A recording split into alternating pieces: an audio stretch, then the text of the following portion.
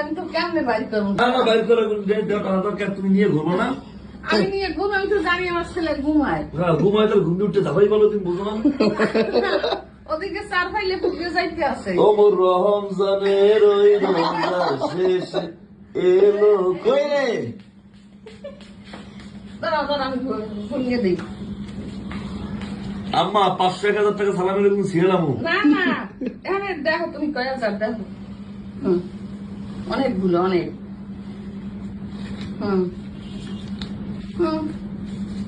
আমার মায়ের মনে হয় জীবনের ব্রত। 6,000 টাকা দিছি, আর ওদের 5,000, আমি দিছি 6,000। বাহ, হ্যাঁ তো এইভাবে করো না। তাহলে আবার দেওয়া লাগবো।